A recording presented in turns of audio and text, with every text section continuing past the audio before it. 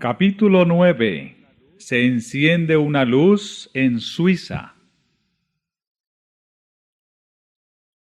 En la elección de los instrumentos que sirvieron para reformar la Iglesia, se nota el mismo plan divino que en la de quienes la establecieron. El Maestro Celestial pasó por alto a los grandes de la tierra, a los hombres que gozaban de reputación y de riquezas, y estaban acostumbrados a recibir alabanzas y homenajes como caudillos del pueblo. Eran tan orgullosos y tenían tanta confianza en la superioridad de que se jactaban, que no hubieran podido amoldarse a simpatizar con sus semejantes, ni convertirse en colaboradores del humilde Nazareno. Fue a los indoctos y rudos pescadores de Galilea a quienes dirigió él su llamamiento. Venid en pos de mí, y os haré pescadores de hombres. Estos sí que eran humildes y dóciles. Cuánto menos habían sentido la influencia de las falsas doctrinas de su tiempo, tanto más fácil era para Cristo instruirlos y educarlos para su servicio. Otro tanto sucedió cuando la Reforma. Los principales reformadores eran hombres de humilde condición y más ajenos que sus coetáneos a todo sentimiento de orgullo, de casta, así como a la influencia del fanatismo clerical. El plan de Dios es valerse de instrumentos humildes para la realización de grandes fines. La gloria no se tributa entonces a los hombres, sino a aquel que obra por medio de ellos el querer y el hacer según su buena voluntad.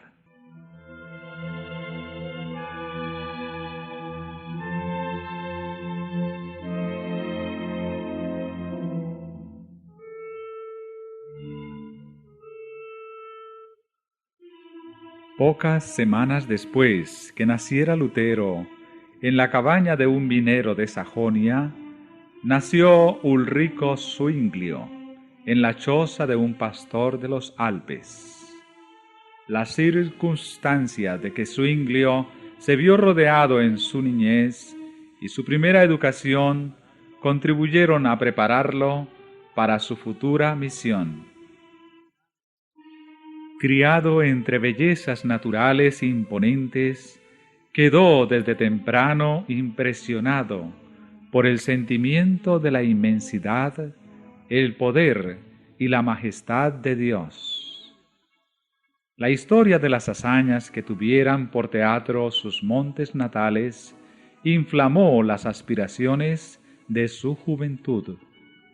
Junto a su piadosa abuela, oyó los pocos relatos bíblicos que ella espigara entre las leyendas y tradiciones de la Iglesia.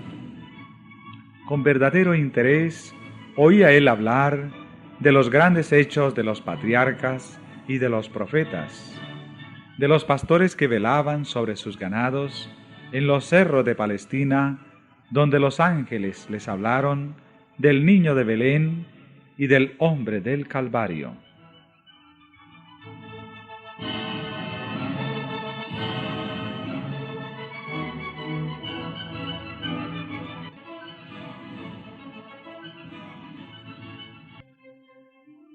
Lo mismo que Juan Lutero, el padre de Zwinglio deseaba dar educación a su hijo, para lo cual dejó su valle natal en temprana edad. Su espíritu se desarrolló pronto y resultó difícil saber dónde podrían hallarle profesores competentes. A los 13 años fue a Berna, que poseía entonces la mejor escuela de Suiza. Sin embargo, surgió un peligro que amenazaba dar en tierra con lo que de él se esperaba. Los frailes hicieron esfuerzos muy resueltos para seducirlo a que entrara en un convento. Los monjes franciscanos y los dominicos rivalizaban por ganarse el favor del pueblo, y al efecto se esmeraban a porfía en el adorno de los templos, en la pompa de las ceremonias y en lo atractivo de las reliquias y de las imágenes milagrosas.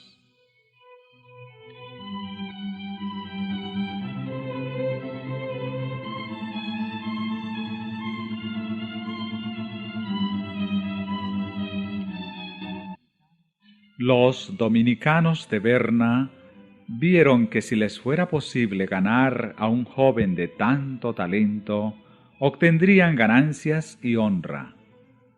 Su tierna juventud, sus dotes de orador y escritor, y su genio musical y poético, serían de más efecto que la pompa y el Fausto desplegados en los servicios, para atraer al pueblo y aumentar las rentas de su orden.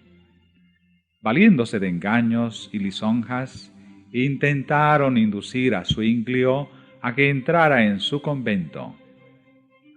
Cuando Lutero era estudiante, se encerró voluntariamente en una celda y se habría perdido para el mundo si la providencia de Dios no le hubiera libertado. No se le dejó a Zwinglio correr el mismo riesgo. Supo providencialmente su padre cuáles eran los designios de los frailes, y como no tenía intención de que su hijo siguiera la vida indigna y holgazana de los monjes, vio que su utilidad para el porvenir estaba en inminente peligro, y le ordenó que regresara a su casa sin demora.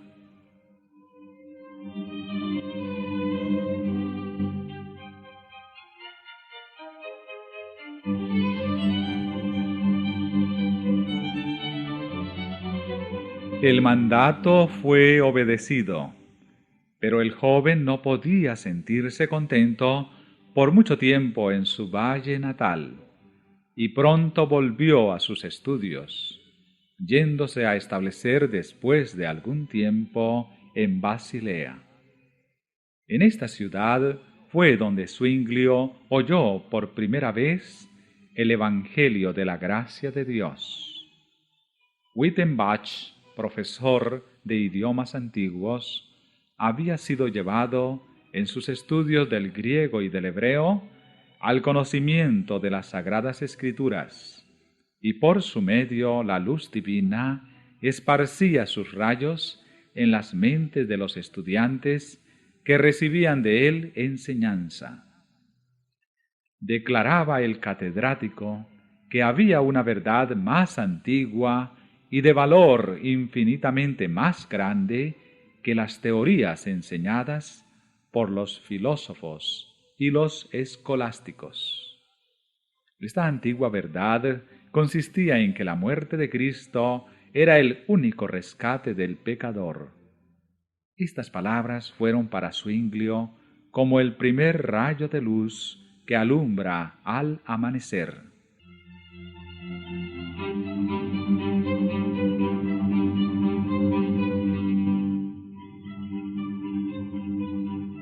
Pronto fue llamado Zwinglio de Basilea para entrar en la que iba a ser la obra de su vida.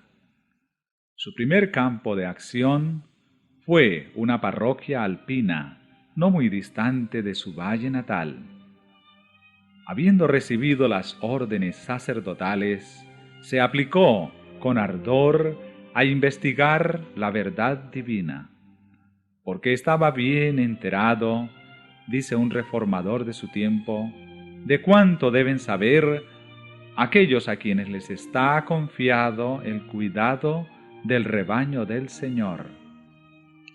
A medida que escudriñaba las Escrituras, más claro le resultaba el contraste entre las verdades en ellas encerradas y las herejías de Roma. Se sometía a la Biblia y la reconocía como la palabra de Dios y única regla suficiente e infalible. Veía que ella debía ser su propio intérprete. No se atrevía a tratar de explicar las Sagradas Escrituras para sostener una teoría o doctrina preconcebida, sino que consideraba su deber aprender lo que ellas enseñan directamente y de un modo evidente. Procuraba valerse de toda ayuda posible para obtener un conocimiento correcto y pleno de sus enseñanzas, e invocaba al Espíritu Santo, el cual, declaraba él, quería revelar la verdad a todos los que la investigasen con sinceridad y en oración.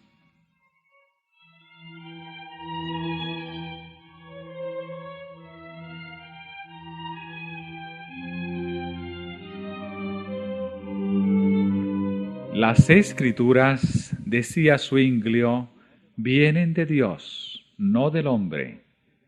Y ese mismo Dios que brilla en ellas te dará a entender que las palabras son de Dios. La palabra de Dios no puede errar, es brillante, se explica a sí misma, se descubre, ilumina el alma con toda salvación y gracia, la consuela en Dios y la humilla hasta que se anonada, se niega a sí misma y se acoge a Dios. Zwinglio mismo había experimentado la verdad de estas palabras. Hablando de ello, escribió lo siguiente: Cuando comencé a consagrarme enteramente a las Sagradas Escrituras, la filosofía y la teología escolástica me suscitaban objeciones sin número, y al fin resolví dejar a un lado todas estas quimeras y aprender las enseñanzas de Dios en toda su pureza, tomándolas de su preciosa palabra. Desde entonces pedí a Dios luz, y las Escrituras llegaron a ser mucho más claras para mí.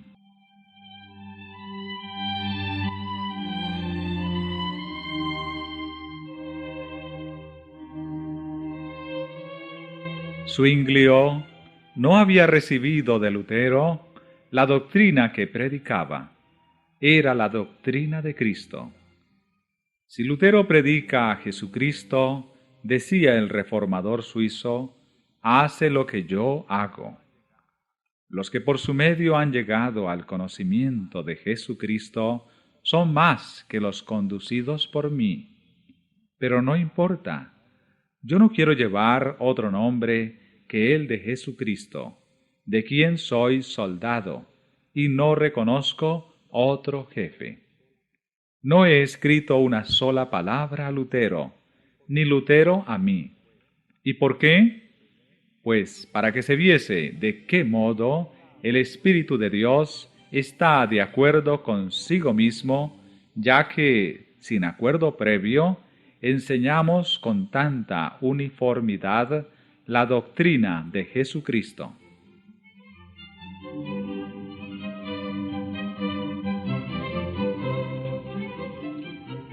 En 1516 fue llamado Zwinglio a predicar regularmente en el convento de Eisleben, donde iba a ver más de cerca las corrupciones de Roma y donde iba a ejercer como reformador una influencia que se dejaría sentir más allá de sus Alpes natales. Entre los principales atractivos de Eisleben había una virgen de la que se decía que estaba dotada del poder de hacer milagros. Sobre la puerta de la abadía estaba grabada esta inscripción: aquí se consigue plena remisión de todos los pecados. En todo tiempo acudían peregrinos a visitar el santuario de la Virgen.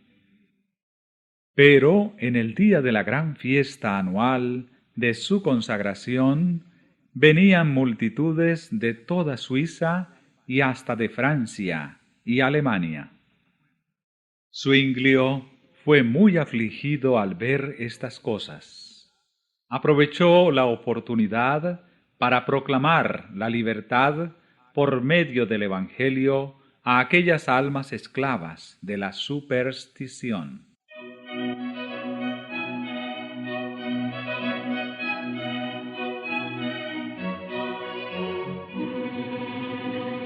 No penséis, decía, que Dios esté en este templo de un modo más especial que en cualquier otro lugar de la creación. Sea la que fuere la comarca que vosotros habitáis, Dios os rodea y os oye. ¿Será acaso con obras muertas, largas peregrinaciones, ofrendas, imágenes, la invocación de la Virgen o de los santos, con lo que alcanzaréis la gracia de Dios? ¿De qué sirve el conjunto de palabras de que formamos nuestras oraciones? ¿Qué eficacia tiene la rica capucha del fraile, la cabeza rapada, hábito largo y bien ajustado, y las zapatillas bordadas de oro? Al corazón es a lo que Dios mira, y nuestro corazón está lejos de Dios. Cristo, añadía, que se ofreció una vez en la cruz, es la hostia y la víctima que satisfizo eternamente a Dios por los pecados de todos los fieles.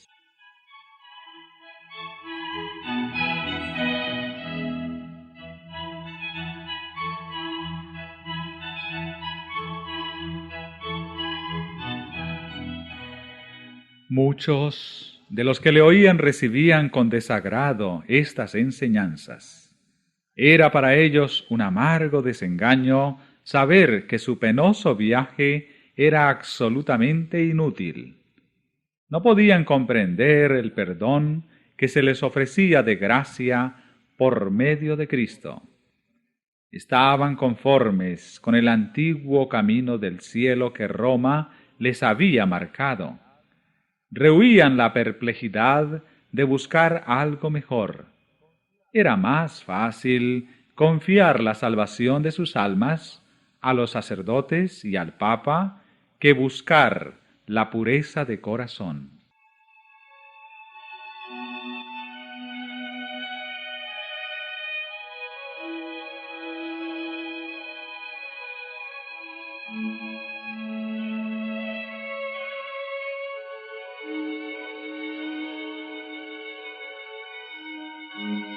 Otros, en cambio, recibieron con alegría las nuevas de la redención por Cristo. Las observancias establecidas por Roma no habían infundido paz a su alma, y llenos de fe, aceptaban la sangre del Salvador en propiciación por sus pecados. Estos regresaron a sus hogares para revelar a otros la luz preciosa que habían recibido. Así fue llevada la verdad de aldea en aldea, de pueblo en pueblo, y el número de peregrinos que iban al santuario de la Virgen disminuyó notablemente. Menguaron las ofrendas, y en consecuencia la prebenda de Zuinglio menguó también, porque de aquella sacaba su subsistencia. Pero sentíase feliz al ver quebrantarse el poder del fanatismo y de la superstición.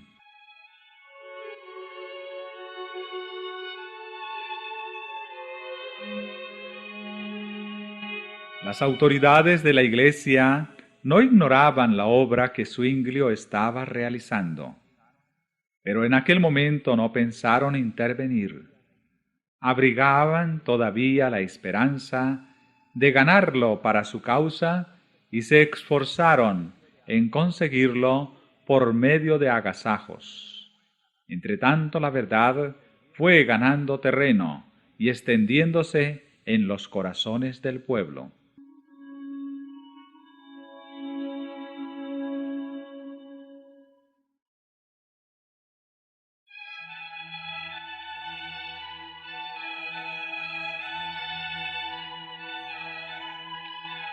Los trabajos de Zwinglio en Eisleben le prepararon para una esfera de acción más amplia en la cual pronto iba a entrar. Pasados 3 años, fue llamado a desempeñar el cargo de predicador en la catedral de Zúrich. Era esta ciudad, en aquel entonces, la más importante de la Confederación Suiza, y la influencia que el predicador pudiera ejercer en ella debía tener un radio más extenso. Pero los eclesiásticos que le habían llamado a Zúrich, deseosos de evitar sus innovaciones, procedieron a darle instrucciones acerca de sus deberes.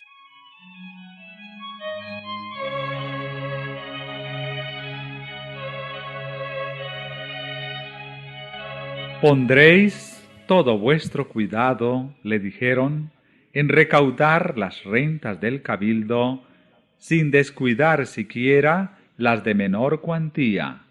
Exhortaréis a los fieles ya desde el púlpito, ya en el confesionario, a que paguen los censos y los diezmos, y a que muestren con sus ofrendas cuánto aman a la Iglesia. Procuraréis multiplicar las rentas procedentes de los enfermos, de las misas y en general de todo acto eclesiástico. Respecto a la administración de los sacramentos, a la predicación y a la vigilancia requerida para apacentar la grey, son también deberes del cura párroco. No obstante, podéis descargaros de esta última parte de vuestro ministerio, tomando un vicario sustituto, sobre todo para la predicación. Vos no debéis administrar los sacramentos sino a los más notables, y sólo después que os lo hayan pedido. Os está prohibido administrarlos sin distinción de personas.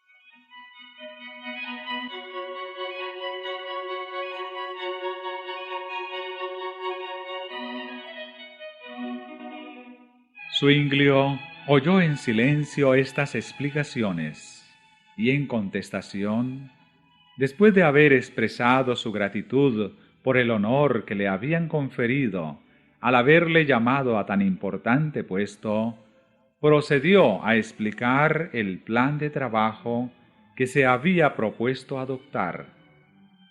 La vida de Jesús, dijo, ha estado demasiado tiempo oculta al pueblo. Me propongo predicar sobre todo el Evangelio según San Mateo, ciñéndome a la fuente de la Sagrada Escritura, escudriñándola y comparándola con ella misma, buscando su inteligencia por medio de ardientes y constantes oraciones. A la gloria de Dios, a la alabanza de su único Hijo, a la pura salvación de las almas y a su instrucción en la verdadera fe, es a lo que consagraré mi ministerio. Aunque algunos de los eclesiásticos desaprobaron este plan y procuraron disuadirle de adoptarlo, Zwinglio se mantuvo firme. Declaró que no iba a introducir un método nuevo, sino el antiguo método empleado por la Iglesia en lo pasado, en tiempos de mayor pureza religiosa.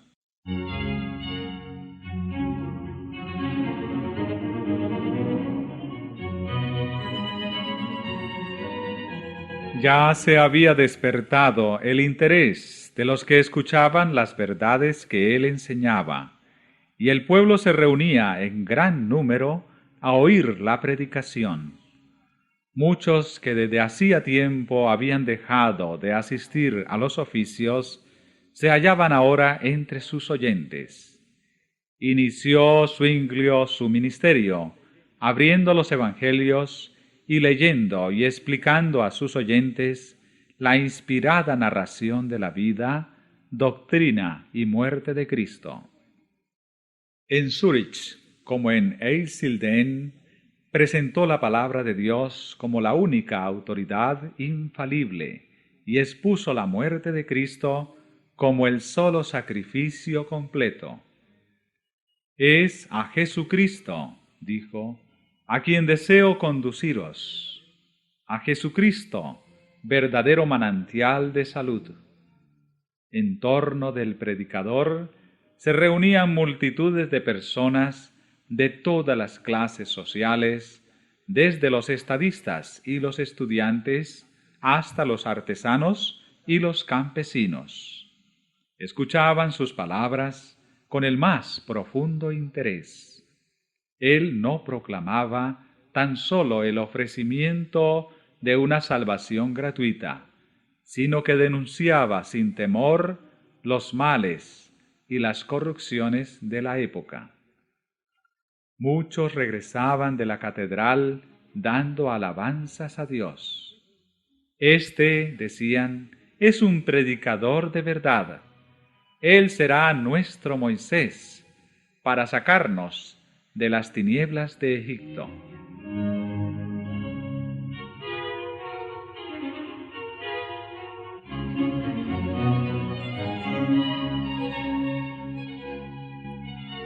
Pero, por más que al principio fuera su obra acogida con entusiasmo, vino al fin la oposición. Los frailes se propusieron estorbar su obra y condenar sus enseñanzas. Muchos le atacaron con burlas y sátiras. Otros le lanzaron insolencias y amenazas. Empero Zwinglio todo lo soportaba con paciencia, diciendo: si queremos convertir a Jesucristo a los malos, es menester cerrar los ojos a muchas cosas.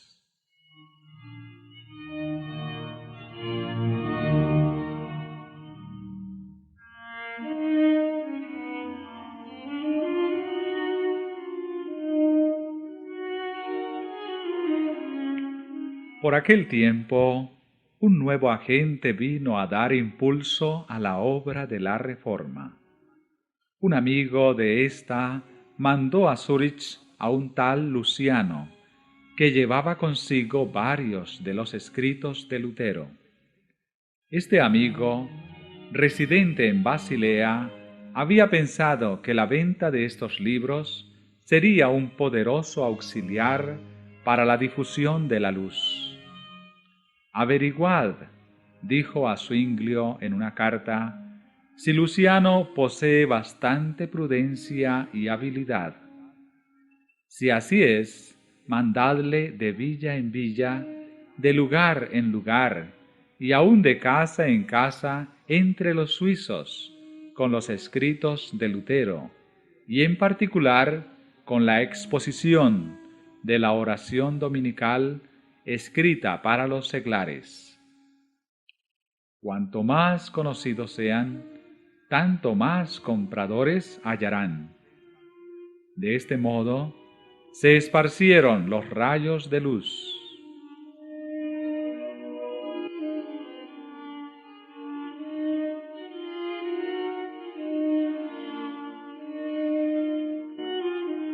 Cuando Dios se dispone a quebrantar las cadenas de la ignorancia y de la superstición, es cuando Satanás trabaja con mayor esfuerzo para sujetar a los hombres en las tinieblas y para apretar aún más las ataduras que los tienen sujetos. A medida que se levantaban en diferentes partes del país hombres que presentaban al pueblo el perdón y la justificación por medio de la sangre de Cristo, Roma procedía con nueva energía a abrir su comercio por toda la cristiandad, ofreciendo el perdón a cambio de dinero. Cada pecado tenía su precio y se otorgaba a los hombres licencia para cometer crímenes, con tal que abundase el dinero en la tesorería de la Iglesia. De modo que seguían adelante dos movimientos. uno que ofrecía el perdón de los pecados por dinero, y el otro que lo ofrecía por medio de Cristo. Roma que daba licencia para pecar, haciendo de esto un recurso para acrecentar sus rentas, y los reformadores que condenaban el pecado y señalaban a Cristo como propiciación y redentor.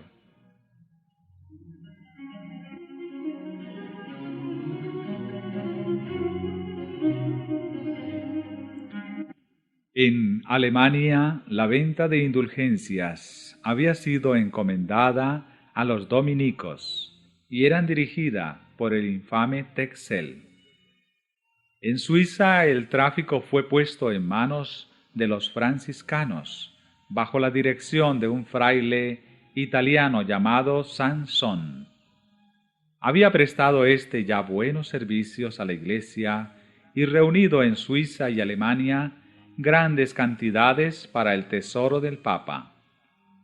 Cruzaba entonces a Suiza, atrayendo a grandes multitudes, despojando a los pobres campesinos de sus escasas ganancias y obteniendo ricas ofrendas entre los ricos. Pero la influencia de la Reforma hacía disminuir el tráfico de las indulgencias, aunque sin detenerle del todo.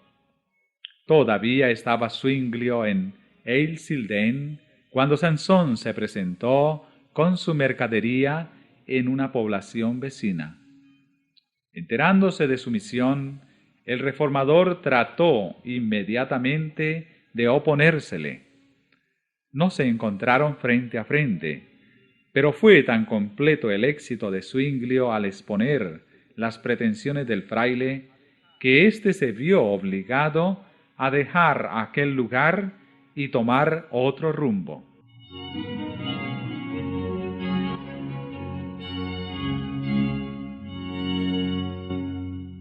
En Zúrich predicó Zuinglio con ardor contra estos monjes traficantes en perdón. Y cuando Sansón se acercó a dicha ciudad, le salió al encuentro un mensajero enviado por el consejo para ordenarle que no entrara. No obstante, logró al fin introducirse por estratagema, pero a poco le despidieron sin que hubiese vendido ni un solo perdón, y no tardó en abandonar a Suiza.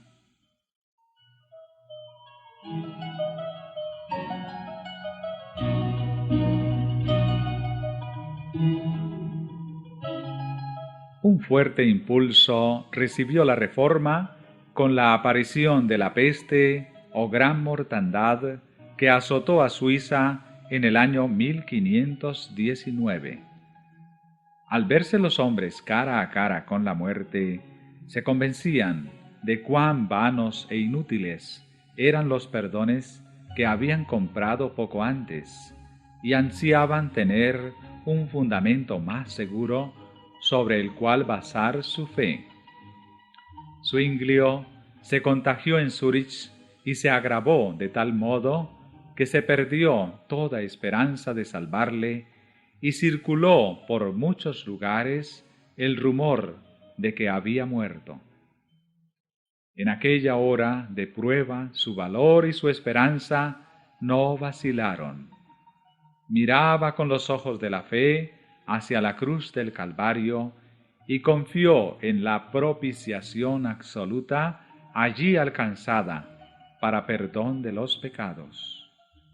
Cuando volvió a la vida, después de haberse visto a las puertas del sepulcro, se dispuso a predicar el Evangelio con más fervor que nunca antes, y sus palabras iban revestidas de nuevo poder.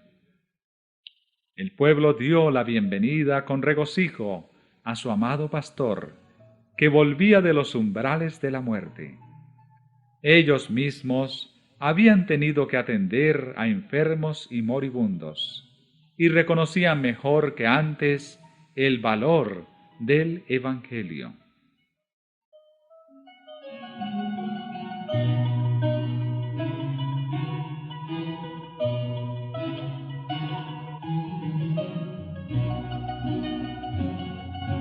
Zwinglio había alcanzado ya un conocimiento más claro de las verdades de éste y experimentaba mejor en sí mismo su poder regenerador. La caída del hombre y el plan de redención eran los temas en los cuales se espaciaba. En Adán, decía él, todos somos muertos, hundidos en corrupción y en condenación. Pero Jesucristo nos ha dado una redención que no tiene fin. Su muerte aplaca continuamente la justicia divina en favor de todos aquellos que se acogen a aquel sacrificio con fe firme e inconmovible. Y explicaba que el hombre no podía disfrutar de la gracia de Cristo si seguía en el pecado.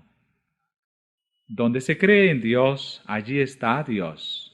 Y donde está Dios, existe un celo que induce a obrar bien.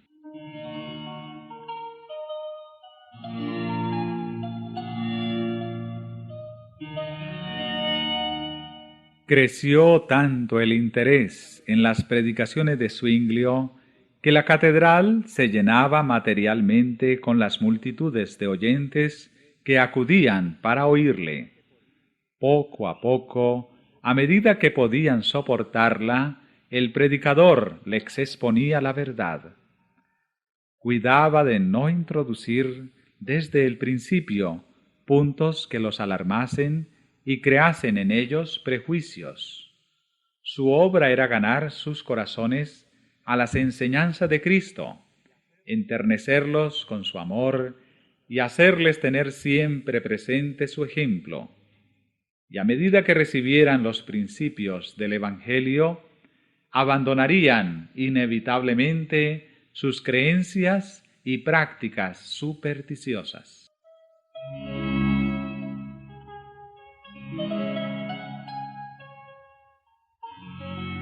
Paso a paso avanzaba la reforma en Zúrich. Alarmados los enemigos se levantaron en activa oposición. Un año antes, el fraile de Wittenberg había lanzado su no al Papa y al emperador en Worms, y ahora todo parecía indicar que también en Zúrich iba a haber oposición a las exigencias del Papa.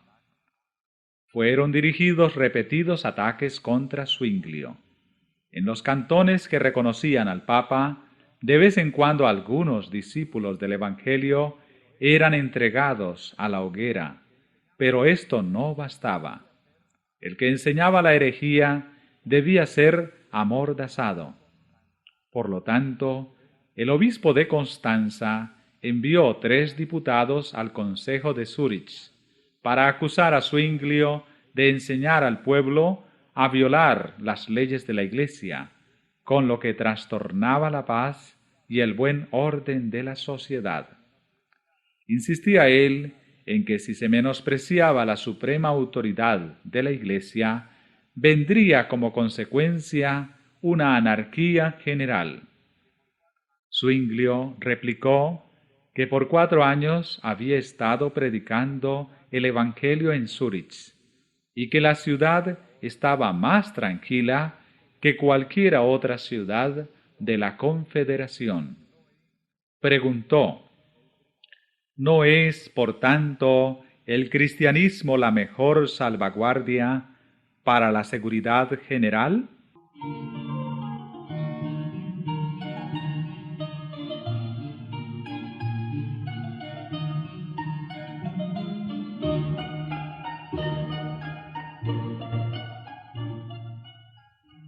Los diputados habían exhortado a los concejales a que no abandonaran la Iglesia, porque fuera de ella, decían, no hay salvación. Zwinglio replicó: que esta acusación no os conmueva. El fundamento de la Iglesia es aquella piedra de Jesucristo, cuyo nombre dio a Pedro por haberle confesado fielmente. En toda nación, el que cree de corazón en el Señor Jesús se salva. Fuera de esta Iglesia y no de la de Roma, es donde nadie puede salvarse. Como resultado de la conferencia, uno de los diputados del obispo se convirtió a la fe reformada.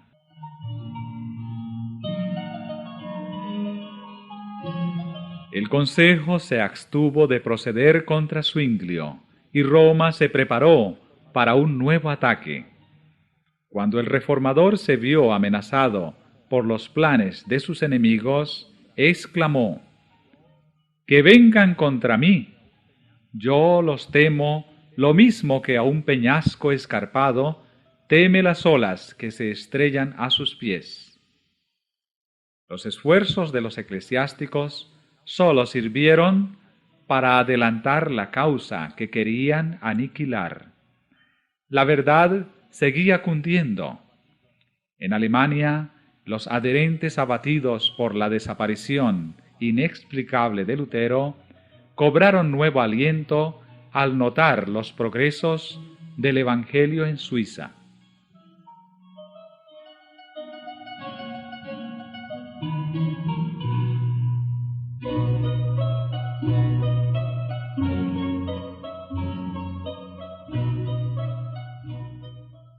A medida que la Reforma se fue afianzando en Zúrich, se vieron más claramente sus frutos en la supresión del vicio y en el dominio del orden y de la armonía. La paz tiene su habitación en nuestro pueblo, escribía Zuinglio. No hay disputas, ni hipocresías, ni envidias, ni escándalos. ¿De dónde puede venir tal unión, sino del Espíritu y de la doctrina que enseñamos, la cual nos colma de los frutos de la piedad y de la paz?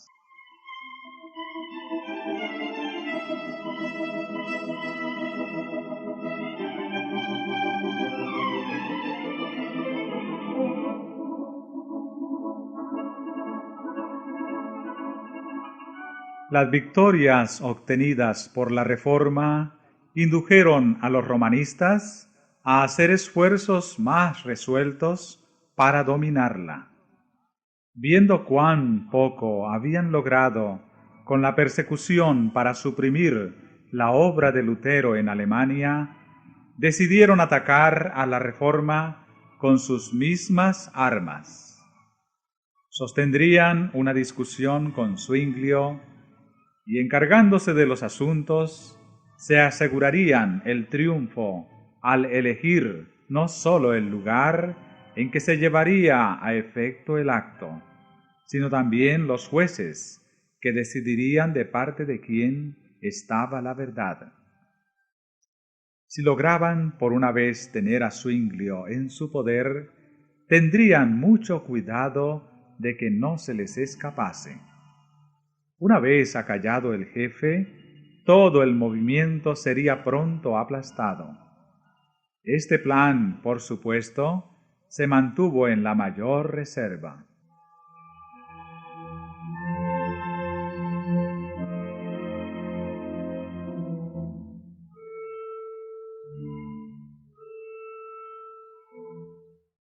El punto señalado para el debate fue Baden, pero Zuinglio no concurrió. El Consejo de Zúrich, sospechando los designios de los papistas y advertido del peligro por las horrendas piras que habían sido encendidas ya en los cantones papistas para los confesores del Evangelio, no permitió que su pastor se expusiera a este peligro. En Zúrich estaba siempre listo para recibir a todos los partidarios de Roma que ésta pudiera enviar. Pero ir a Baden, donde poco antes se había derramado la sangre de los martirizados por causa de la verdad, era lo mismo que exponerse a una muerte segura. Colin, Padio y Haller fueron elegidos para representar a los reformadores, en tanto que el famoso doctor Eck, sostenido por un ejército de sabios, doctores y prelados, era el campeón de Roma.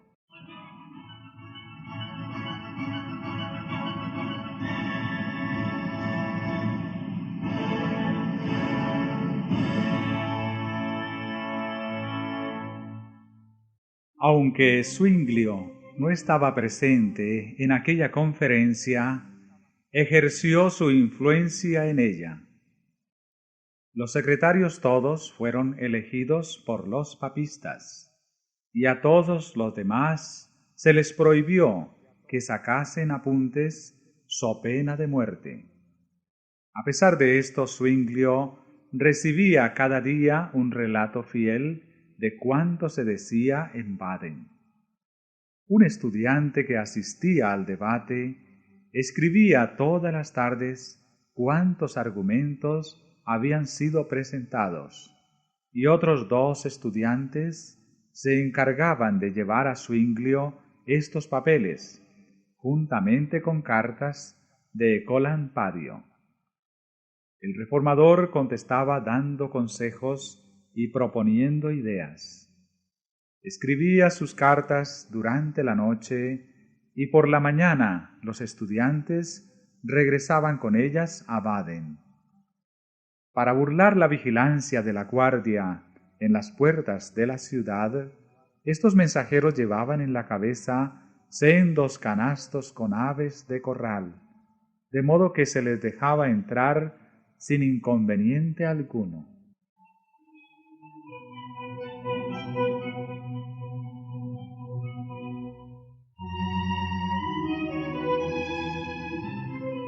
Así sostuvo Zwinglio la batalla contra sus astutos antagonistas. Ha trabajado más, decía Miconius, meditando y desvelándose y transmitiendo sus opiniones a Baden, de lo que hubiera hecho disputando en medio de sus enemigos.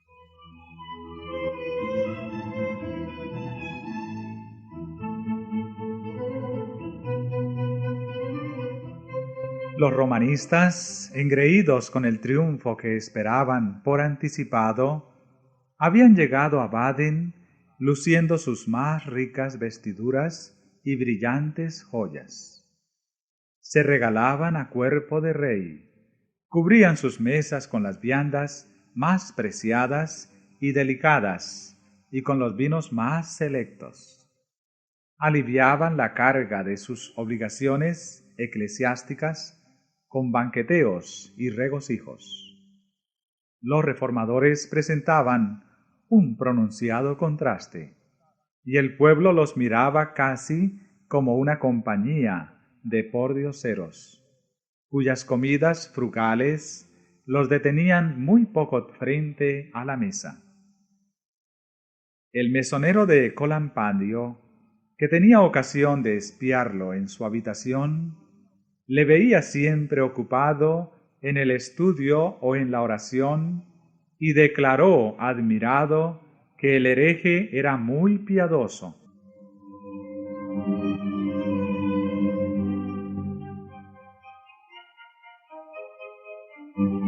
En la conferencia, Eck subía orgullosamente a un púlpito soberbiamente decorado, en tanto que el humilde Ecolampadio, pobremente vestido, estaba obligado a sentarse frente a su adversario en tosca plataforma.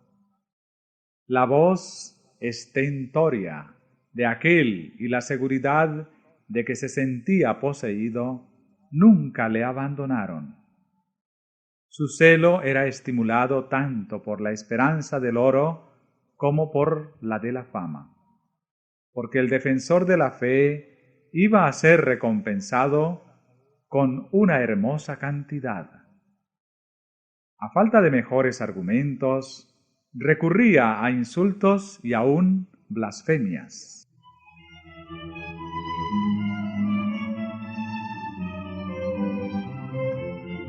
Ecolampadio, modesto y desconfiado de sí mismo, había rehuido el combate y entró en él con esta solemne declaración: no reconozco otra norma de juicio que la palabra de Dios. Si bien de carácter manso y de modales corteses, demostró capacidad y entereza. En tanto que los romanistas, según su costumbre, apelaban a las tradiciones de la Iglesia, el reformador se adhería firmemente a las Escrituras. En nuestra Suiza, dijo, las tradiciones carecen de fuerza a no ser que estén de acuerdo con la Constitución. Y en asuntos de fe, la Biblia es nuestra única Constitución.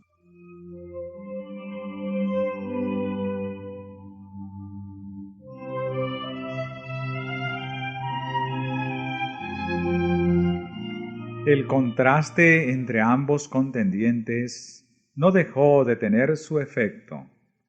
La serena e inteligente argumentación del reformador, el cual se expresaba con tan noble mansedumbre y modestia, impresionó a los que veían con desagrado las orgullosas pretensiones de Eck.